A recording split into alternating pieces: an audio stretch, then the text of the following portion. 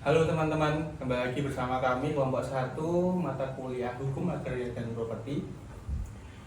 Dari saya Bidana Faiz, kemudian untuk dosen kedua ini Mariam Julia Rahma. Kemudian narasumber kita yakni Mas Ari dari praktisi hukum sekaligus dosen di Universitas Teknologi Yogyakarta. Salam. Salam dan salam Pancasila. Merdeka. Oke, mungkin kita perkenalan dulu kali ya Mas. Jadi kalau di sini aku biasanya dipanggilnya Rahma. Kalau kamu sendiri? Saya dipanggil Faiz. Biar lebih enak aja diskusinya, biar lebih santai gitu. Kalau Mas sendiri emang namanya panggilannya Ari? Iya, Ari saja. Mas Ari. Pak itu sudah terlalu tua. Iya. Saya masih. Boleh, masih seumuran ya soalnya. Ya, enggak ngaruh lah. Levelnya 11, 12. Oh iya, Jiwanya boleh. masih jiwa muda. Masih. Merdeka nggak? Merdeka. Oke, mungkin di sini kita ada beberapa pertanyaan yang bakal Oke. ditanya ke Mas Ari terkait hukum, objek hukum dan hak milik gitu. Karena kebetulan dari kelompok kita itu dapat penugasan untuk mengulik sedikit tentang materi yang tadi udah disebutin gitu. Mungkin langsung mulai kali ya ke pertanyaan yang Oh, pertama. boleh. Oke. Nah, nanti saya nganulah saat bantu semampu saya ya, sebagai keahlian di bidangnya, karena saya kebanyakan di keseharian itu praktisi. Saya akan membantu menjawab apa yang nanti dipertanyakan oleh teman-teman semua dan membantu yang berkaitan dengan apa nanti temanya?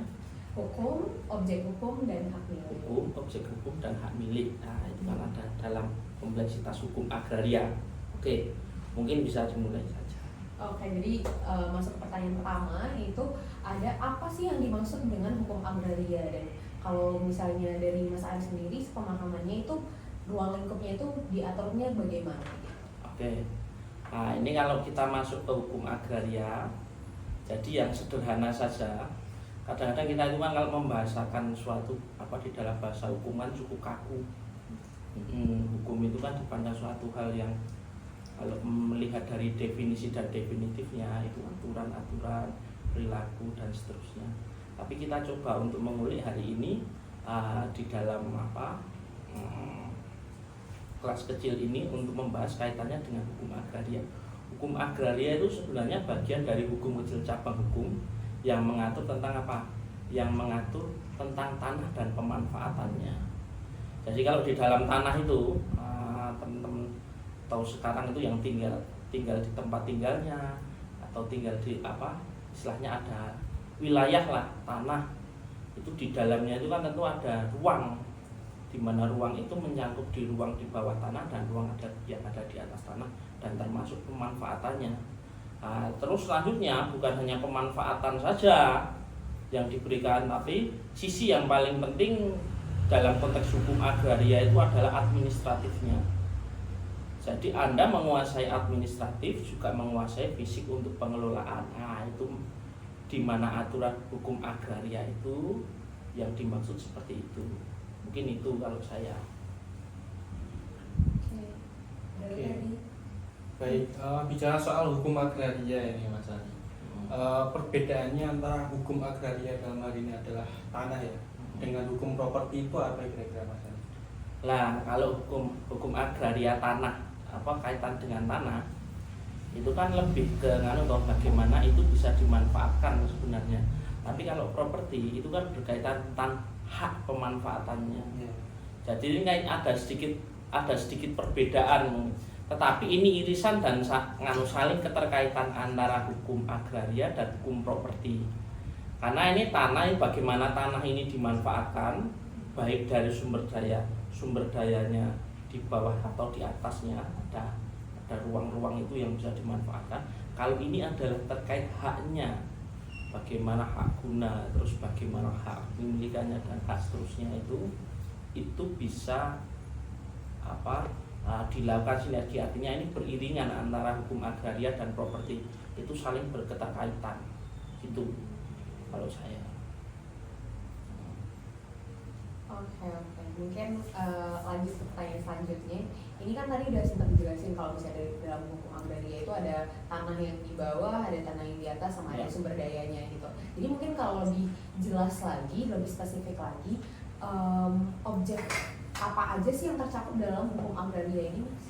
Hukum agraria itu objeknya itu sebenarnya kalau properti itu ada kaitannya dengan hak.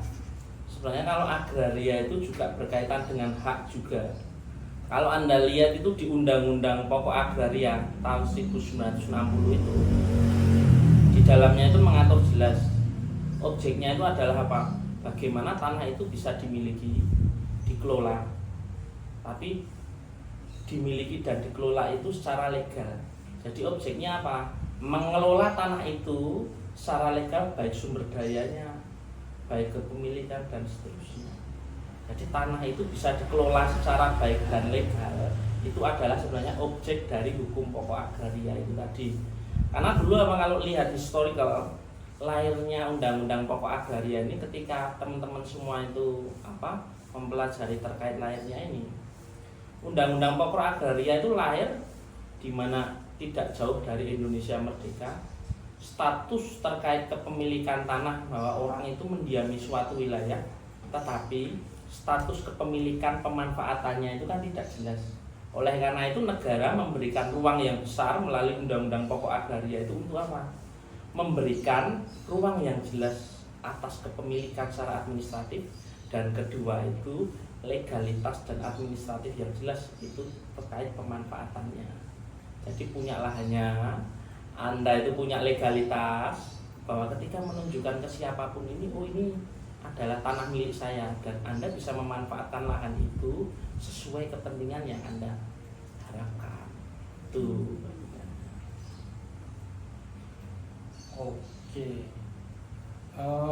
Kalau dalam sudut pandang pemerintah ini, Mas Ari. Pemerintah, oke. Kalau dari sisi pemerintah mengklasifikasikan macam-macam dari aset yang dijelaskan dalam UU PA ini, dalam hal ini adalah hukum agraria, itu mungkin apa saja, Mas Ari? Oh, pemerintah. Ya. Biasanya kan klasifikasinya itu ada hak milik, Ya. terus HGU, hak guna usaha, hak guna bangunan. Ini yang saya ingat ya. Mungkin ada beberapa, kalau teman-teman ada yang bisa melengkapi juga. 3 ini itu selalu melekat yang berkaitan sepanjang saya berperkara atau berpraktisi dalam dunia hukum. 3 hal ini yang selalu menjadi konteks dalam permasalahan di pemerintah. Karena apa? Kaitannya hak milik itu, bagaimana setiap orang itu hubungannya dengan pemerintah atau negara. Makanya sertifikat itu dikeluarkan oleh Badan Pertanahan Nasional, yang dulu sebelum tahun 90 itu bukan BPN, bisa Kemensos, bisa Kemendagri, atau kementerian-kementerian yang melakukan pendataan terkait pertanahan tersebut. Nah, itu pemerintah ada di situ. Melalui apa? Hak milik. Kalau Anda memiliki atau tinggal di suatu wilayah, di suatu tempat atau di atas tanah itu yang Anda miliki secara sah, baik secara turun-temurun atau Anda itu melakukan jual beli, itu bisa dinamakan hak milik. Tetapi ketika hak guna usaha itu berbeda dengan hak milik. Hak guna usaha itu bagaimana Anda menempati suatu wilayah yang itu sebenarnya bukan wilayah asli milik Anda, tetapi Anda diperbolehkan atau diizinkan untuk membangun bangunan di situ, untuk menyelenggarakan sebuah usaha. Tapi tanahnya itu bukan milik Anda. Jadi administratif tanah bukan milik Anda, tapi pemanfaatan ruang Anda boleh memanfaatkan. Nah, terus yang ketiga itu namanya ada hak guna bangunan. Status ini bisa Anda miliki, tanah ini bisa milik Anda. Tetapi ini diawasi langsung, kalau hak guna bangunan diawasi langsung kegiatannya oleh pemerintah. Seumpamanya perusahaan perseroan terbatas itu. Ketika perseroan terbatas itu memiliki aset, itu dia tidak bisa memiliki dalam bentuk sertifikat hak milik, atau hak milik itu nggak bisa, karena pemanfaatannya dalam bentuk investasi atau eksplorasi atau berkaitan dengan pemanfaatan ruang lah, paling pokoknya itu tidak bisa dilakukan sembarangan. Pemerintah itu harus ikut ambil. Jadi ketika suatu perseroan terbatas ini melakukan tindakan di luar hukum, pemerintah itu bisa melakukan eksekusi langsung. Tuh. Nah, tadi kaitan ada tiga hak ini yang berkaitan dengan undang-undang pokok, berkaitan dengan pemerintah. Tapi yang lain mungkin bisa dilengkapi kalau kurang, gitu. Oke. Mungkin aku mau nanya lebih lanjut nih tentang gimana sih cara si tanah atau properti itu tuh dapat diperoleh atau dialihkan menurut hukum agraria. Tadi kan udah sempat dibahas terkait tiga tadi, hak guna usaha, hak guna bangunan, sama hak milik gitu. Mungkin lebih detailnya lagi cara memperolehnya dan mengalihkan hak tersebut itu bagaimana sih, Mas? Oke. Cepat saja. Ada strategi, bukan strategi, lebih tepatnya itu adalah bagaimana sih konversi peralihan atas hak itu. Satu yang bisa Anda lakukan itu jual beli. Kedua itu adalah waris. Nah, dalam konteks ini mau waris mau jual beli ini kan sebenarnya peralihan yang sering lah di dalam masyarakat itu. Meskipun saya tahu ada beberapa cara lain yang saya